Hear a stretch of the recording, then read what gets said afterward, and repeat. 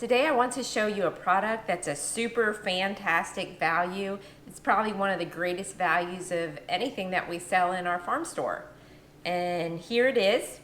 This is chicken necks and backs. Because we've been doing something a little different, we've been having some chickens processed. We are not allowed to cut up chickens in our operation.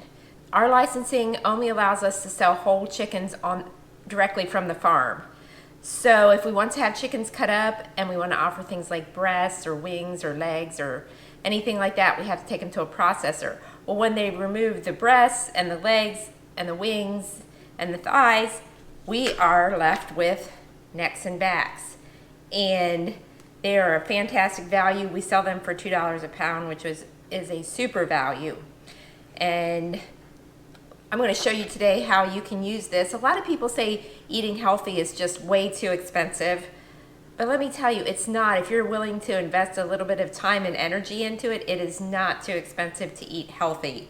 Because pasture-raised chickens are a little more expensive than your grocery store chickens. They're a much higher nutritional value. They're just so much better in so many aspects. And so you can eat healthy, and I will show you how. So we got this package of necks and backs. I'm going to open them up. They're vacuum sealed. And I'm going to put them in my pot here. So what we have in here is the necks and backs. You will see when you start to work with it, this is a back. And they package them up real tightly here. There's another back. Yeah. Yep, there's a back.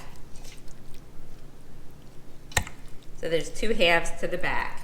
There's two halves to each back. The way they do them, they cut them in half. There's the neck. There's another back, part of the back. So what I do is I just get all the parts and I loosen them up so that they'll cook more evenly. I just kind of pull everything apart, pull the neck out of they kind of put the neck into the cavity there, and you just kind of pull it out so that everything is separated. Now that I have them rinsed, I'm going to fill the kettle with water, just enough to cover the necks and backs.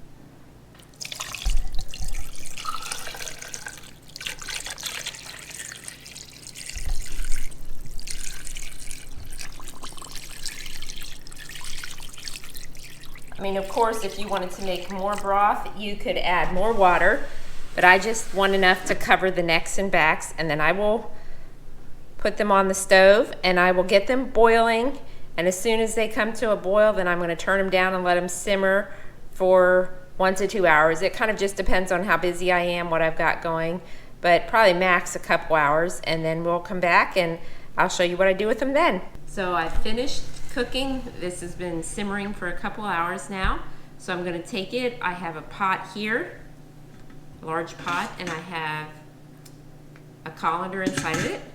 I'm just going to take the cooked necks and backs and I'm going to pour it.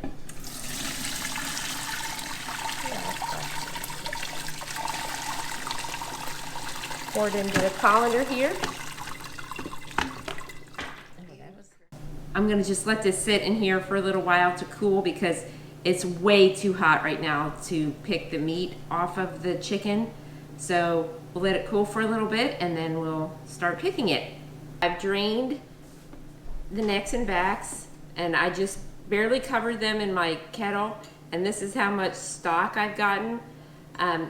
There really is a difference between stock and bone broth. This is just stock because it is just the chicken that's been cooked and water. There's been no long-term cooking, which is what makes your bone broth.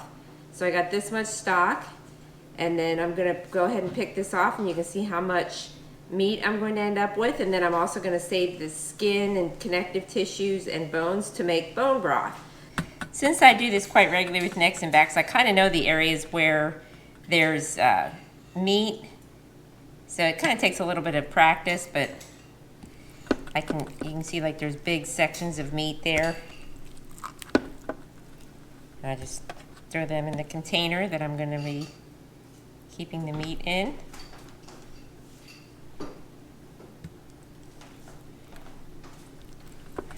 And like I said, this takes just a little bit of time, but we'll see how much meat we get from these 2 sets of necks and backs, and then once you get all the meat picked off,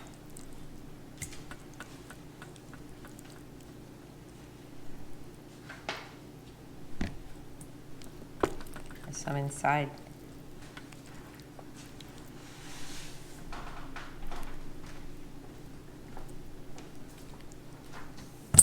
And I'll just throw the bones in there. Like this, I'll just slide the skin off of this neck portion. It's a little warm, so I'll let it cool for a bit there. There's not a whole lot on the neck portion, but sometimes there's like a area kind of on either side of it there. I don't usually do too much work on the necks.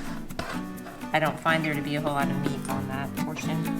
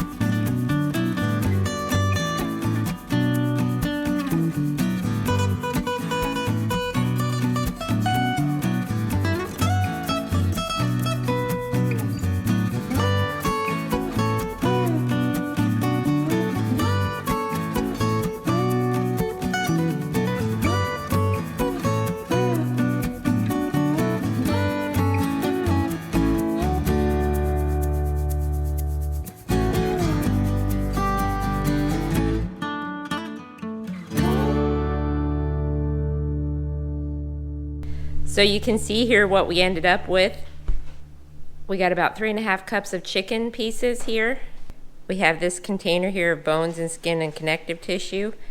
And then we also have this large measuring cup. Let me see here. This large measuring cup with about 8 cups of chicken stock in it.